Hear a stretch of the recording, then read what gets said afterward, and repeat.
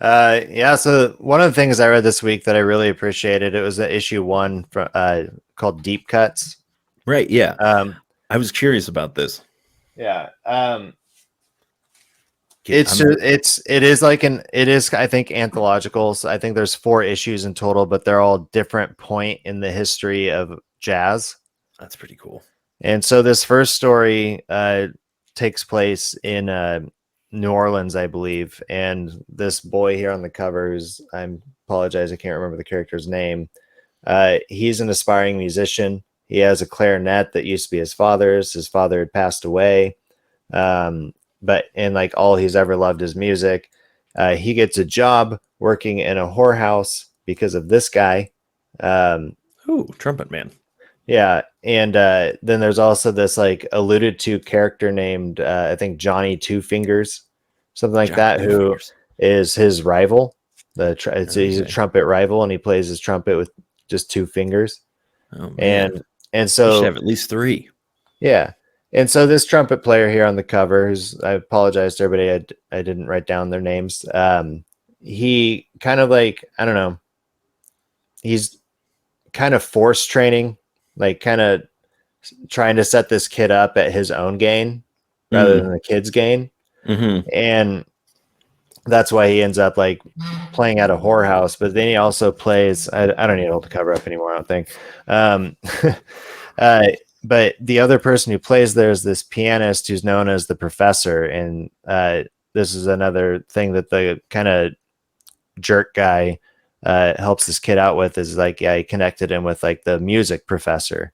And he's like, you'll learn a thing or two from this guy. And so like there's a part of the story that like you see this bond growing between these 2 people. Mm-hmm. Which it's like really cool to see that. It's like James Earl Jones in the Sandlot type character. Okay, I've never seen that, but I know who James Earl Jones is. Sorry, you've never seen the Sandlot? No, sorry. That's all right. You're not really a baseball guy, and that's it. I think you're just not a baseball guy. I like movies. There's just so many movies and so many songs. My mom gives me that same face whenever she like asks me if I've heard of like the Ballad of the Fort of Starvel, and I'm like, no, I've never heard of that song. She's like, you've never heard of the Ballad of the Fort of Starvel? And I'm like, no, because it's a song I just made up.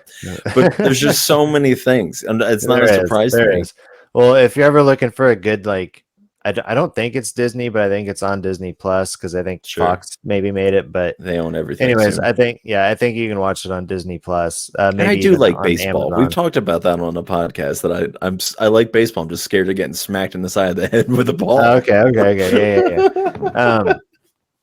But yeah, that's just like, if you're ever in the mood, it's worth the watch. But yeah, then there's just this other story with I think her name's Dixie. This gal that works at the brothel. We'll just call it that from now on.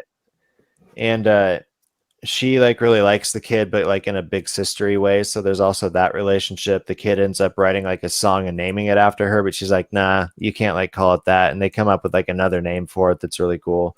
And then like again, it gets to this point where the forced mentor guy, the trumpet player, he like ditches the kid because he like sees greater fame in doing something else, which really was his demise. And the guy that was alluded to, Johnny Two Fingers, shows up and then makes this guy also a 2-fingered trumpet player.